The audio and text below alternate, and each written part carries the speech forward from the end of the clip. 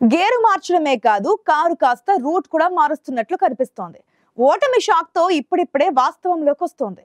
మన బలమేంటి బలగమేంటి అన్న లెక్కల్లో పడింది. అందుకే పోయినోళ్ళు పోయినా కొత్త వారిని దరి చేర్చుకుంటే భవిష్యత్ ఆశాజనకంగా ఉంటుందన్న ఆలోచనతో అధ్యయన యాత్రలకు శ్రీకారం చుట్టింది. అందుకే ఫస్ట్ ఆప్షన్ గా తమిళనాడు టూర్ పెట్టుకుంది గులాబీ పార్టీ. డిఎంకే తరహా నిర్మాణం బీఆర్ఎస్ కి ప్రాక్టికల్ గా సాధ్యమేనా? నేతల టూర్ అందులో భాగమేనా?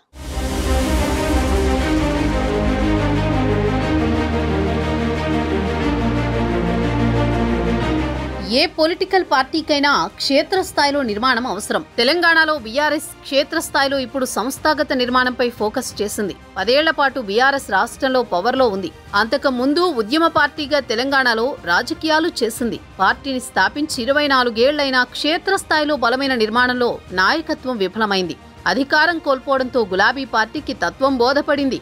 ప్రధాన ప్రతిపక్ష పార్టీగా మనుగడ ఉండాలంటే సంస్థాగత నిర్మాణం అవసరం అని బీఆర్ఎస్ డిసైడ్ అయింది. అందులో భాగంగానే తమిళనాడు డిఎంకే తరహాలో క్షేత్రస్థాయిలో పార్టీ నిర్మాణం ఉండేలా యాక్షన్ ప్లాన్ రూపొందిస్తోంది గులాబీ పార్టీ.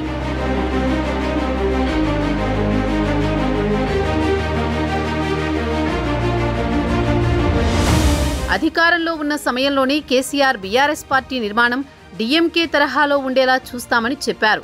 10 ఏళ్ల కాలంలో అది సాధ్యం కాలేదు. ఇప్పుడు ప్రతిపక్షంలో ఉండడంతో పార్టీ నిర్మాణం సంస్థాగత వ్యవహారాలపై దృష్టి సారించింది బీఆర్ఎస్. తాజాగా పార్టీ మాజీ ఎమ్మెల్యే బాల్క సుమన్ నేతృత్వంలో పలువురు నేతలు తమిళనాడు రాష్ట్రంలో పర్యటించారు. చెన్నైలోని డిఎంకే ప్రధాన కార్యాలయంతో పాటుగా జిల్లాల్లో ఉన్న డిఎంకే ప్రధాన కార్యాలయాలను బీఆర్ఎస్ నేతలు పరిశీలించారు. డిఎంకే పార్టీ ఆఫీసుల నిర్వహణతో పాటు విధి విధానాలు, పార్టీ కమిటీలు, అనుబంధ సంఘాలు, పార్టీ సభ్యత్వం, సభలు, సమావేశాల నిర్వహణతో పాటు క్షేత్రస్థాయిలో డిఎంకే ఏ విధంగా పనిచేస్తుందో అక్కడి నేతలను బీఆర్ఎస్ నేతలు అడిగి తెలుసుకున్నారు.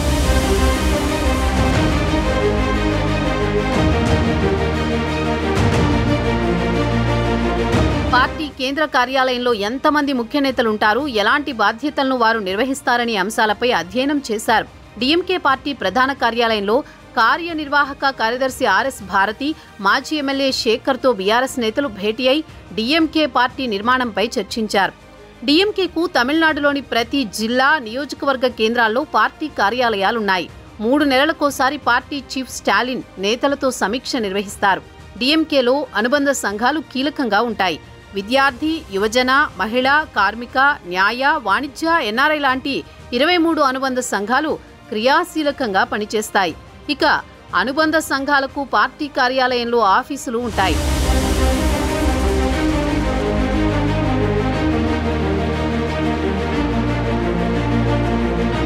దేశంలో ఏ ప్రాంతీయ పార్టీకి లేని విధంగా పొలిటికల్ రీసెర్చ్ వింగ్ డిఎంకేకి ఉంది. దేశంలో, రాష్ట్రంలో ఉన్న రాజకీయ పరిస్థితులను అంచనా వేసి పార్టీ అధినేతకు రీసెర్చ్ వింగ్ నివేదిక ఇస్తుంది.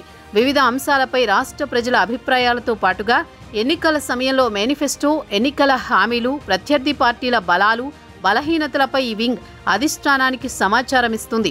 జిల్లా, నియోజకవర్గాల్లో పార్టీ కార్యాలయాల నిర్వహణ, ఆర్థిక బాధ్యతను అధిష్టానమే చూసుకుంటుంది.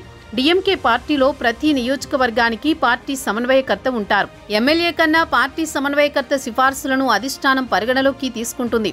గ్రామ స్థాయి నుంచి రాష్ట్ర స్థాయి వరకు డిఎంకే పార్టీకి పటిష్టమైన కమిటీలు ఉన్నాయి. ఏడాదిలో నిర్వహించే కార్యక్రమాలకు సంబంధించిన వార్షిక క్యాలెండర్ని పార్టీ ప్రకటిస్తుంది.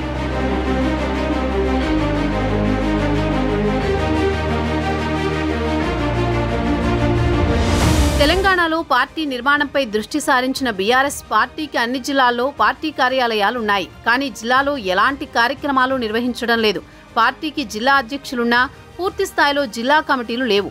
ఉద్యమ సమయంలో యాక్టివ్గా ఉన్న అనుబంధ సంఘాలు బీఆర్ఎస్ అధికారంలోకి వచ్చాక నిర్వీర్యమయ్యాయి. ఇక బీఆర్ఎస్ అధికారంలో ఉన్న 10 ఏళ్లలో పార్టీ కమిటీలపై దృష్టి పెట్టలేదు.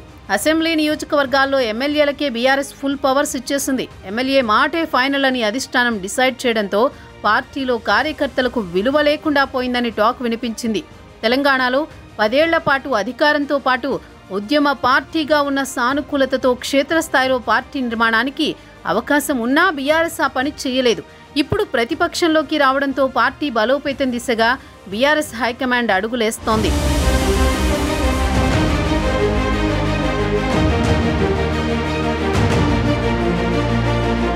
డీఎంకే పార్టీ అధ్యయనంలో భాగంగా 2 రోజులు తమిళనాడు రాష్ట్రంలో పర్యటించారు బీఆర్ఎస్ నేతలు. శాసనమండలి ప్రతిపక్ష నేత మధుసూదనాచారి నేతృత్వంలో మొత్తం 40 మంది బీసీ నేతలు చెన్నైలో పర్యటించారు. తమిళనాడులో బీసీ రిజర్వేషన్లు ఏ విధంగా అమలవుతున్నాయో అడిగి తెలుసుకోవడంతో పాటుగా డీఎంకే పార్టీ నిర్మాణంపై స్టడీ చేశారు. డీఎంకేలో బీసీలకు ఇచ్చే ప్రాధాన్యతతో పాటుగా ఆయా కమిటీల్లో బీసీలకు ఇస్తున్న పదవుల గురించి అడిగి తెలుసుకున్నారు. తొలి రోజు తమిళనాడు బీసీ కమిషన్ను సందర్శించి అధికారులతో మాట్లాడారు. రెండో రోజు డీఎంకే కార్యాలయంలో నేతలతో భేటీ అయి బీసీలకు ప్రభుత్వం అందిస్తున్న పథకాలతో పాటు బీసీ నేతల స్థితిగతులపై అధ్యయనం చేసి అధినేత కేసీఆర్కి నివేదిక ఇవ్వనున్నారు. బీఆర్ఎస్ పార్టీకి రాష్ట్రంలో పూర్వవైభవం తెచ్చేందుకు క్షేత్రస్థాయి నిర్మాణంపై బీఆర్ఎస్ పార్టీ అధ్యయనం రాజకీయ వర్గాల్లో ఆసక్తి రేపుతోంది. అయితే డీఎంకేతో పాటు ఇతర ప్రాంతీయ పార్టీల నిర్మాణాన్ని బీఆర్ఎస్ తెలంగాణలో ఏ విధంగా అమలు చేస్తుందన్నది ఆసక్తికరం. డీఎంకే తరహాలో పార్టీ పునర్నిర్మాణం కోసం బీఆర్ఎస్ ప్రయత్నాలు వర్కౌట్ అవుతాయో లేదో చూడాలి.